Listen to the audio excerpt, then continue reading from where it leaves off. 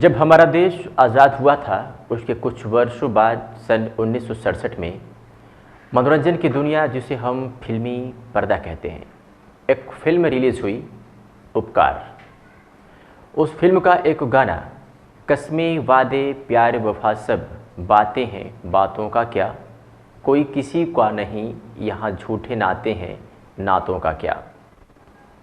इस गाने में मनुष्य के जीवन की पूरी हकीकत को गीत के लेखक ने कुछ ही शब्दों में बयां कर दिया था और वो आज सबके सामने है। कुछ ऐसी ही सच्ची घटना आज हम आपको इस कहानी के माध्यम से बताने जा रहे हैं। सन 2022 में जहां लोगों को न्याय दिलाने वाला एक वकील जब खुद अपने रिश्तों के मुकदमे में न्याय पाता है तो न्याय पाने की खुशी के मारे ज़िंदगी से हार जाता है। वाकई में आज की यह कहानी आपके दिल को झकझोर कर रख देगी, क्योंकि यह कहानी जब से मेरे संज्ञान में आई है तब से मेरा मन विचलित सा हो गया है, यह सोचकर कि आखिर दुनिया किधर से किधर जा रही है। नमस्कार, सत श्री अकाल, आदाब। मेरा नाम अरविंद कुमार सिंह है और आप देख रहे हैं न्यूज़ 9 नेटवर्क का ये स्पेशल शो।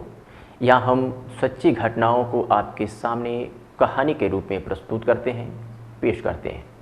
मेरा मकसद सिर्फ और सिर्फ लोगों को जागरूक करना है, किसी की भावनाओं को ठेस पहुंचाना नहीं। ये सच्ची घटना है यूपी के प्रयागराज जनपद की, जहां का इलाका पड़ता है धूमनगंज। धूमनगंज में एक बेहद साधारण परिवार में जन्मे संजय श्रीवास्तव जो लोगों को न्याय दिलाने का कार्य करते थे, यानी वो हाई कोर्ट में वकील थे। लेकिन किसी को क्या पता था कि ये लोगों को न्याय दिलाने वाले संजय श्रीवास्तव खुद न्याय पाने के लिए दर दर की ठोकरें खानी पड़ेगी। इस कहानी की शुरुआत होती है संजय श्रीवास्तव के विवाह से। कहते हैं शादी, विवाह, परिवार, पति पत्नी और बच्चे एक दूसरे के जीवन की वो मजबूत कड़ी होती है जिससे एक परिवार को सामाजिक, आर्थिक और भौतिक सुखों का लाभ होता है। लेकिन यहाँ कहानी कुछ उल्टी थी, या संजय श्रीवास्तव की किस्मत में कुछ और ही लिखा था। संजय श्रीवास्तव के लिए अनेकों रिश्ते आए, लेकिन तमाम रिश्तों में से एक जगह बात तय हो गई। लड़की संपन्न परिवार की थी। वो दिन भी आ गया जब बैंड बाजे की धुन पर थिरकते बाराती लड़की के घर बारात लेकर पहुंच जाए और धूमधाम से शादी हो गई, जहां दोनों ने मंडप में एक सात जन्मों तक एक साथ जीने मरने की कस्में खाई, 7 वचन के साथ 7 फेरे लिए। एक नई जीवन की पारी की शुरुआत करते हुए संजय अपनी बीवी के साथ अपने घर पहुंचा।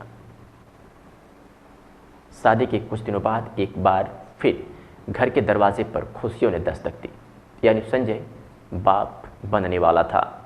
शाम को जब संजय अपनी ड्यूटी से यानी कोर्ट से घर पहुंचा तो उसे इस खुशी के बारे में पता चला।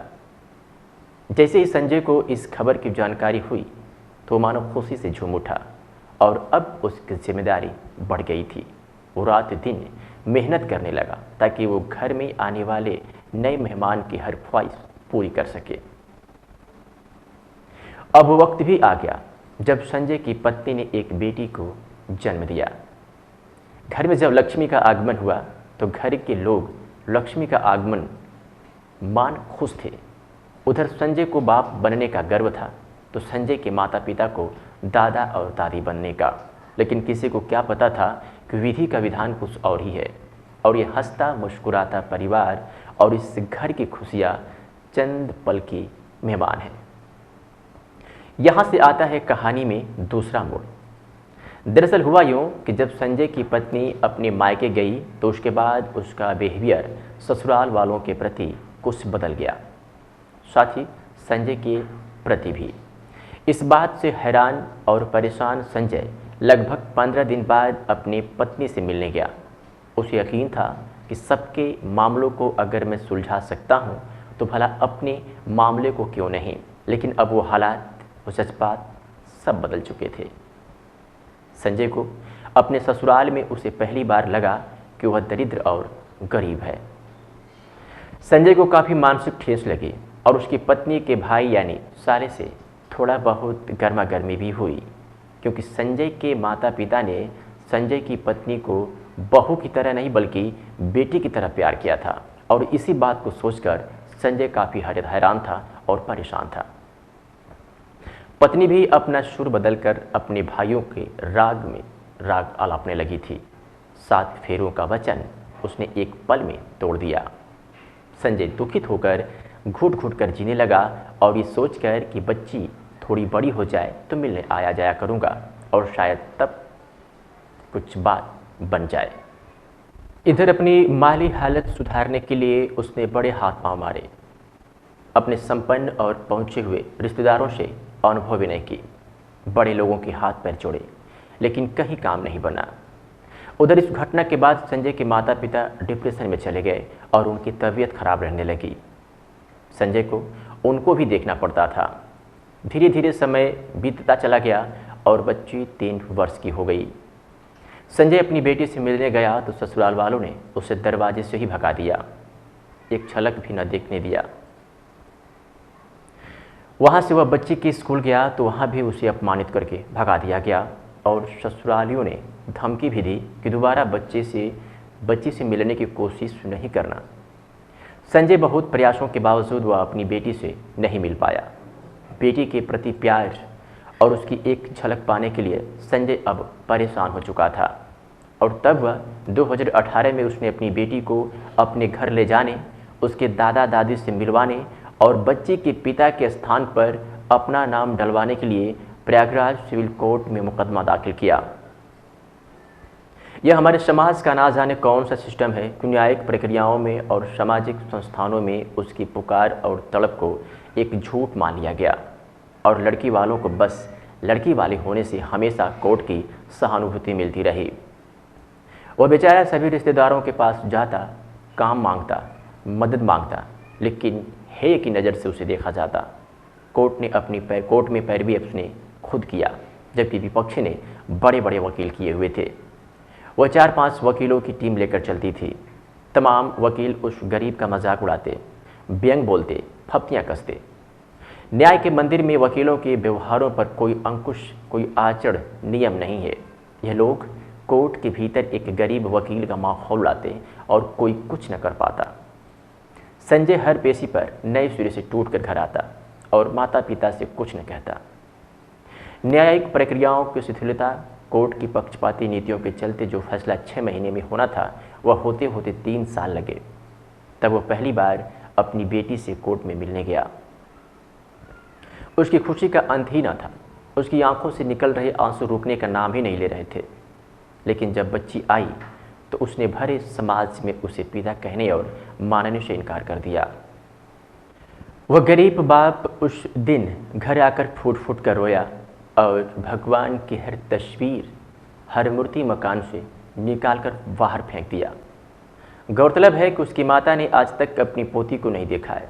दोस्तों के समझाने पर उसने लड़ाई जारी रखी और जुनून को सिर पर चढ़ा लिया कि अपनी बच्ची को वह घर जरूर लाएगा।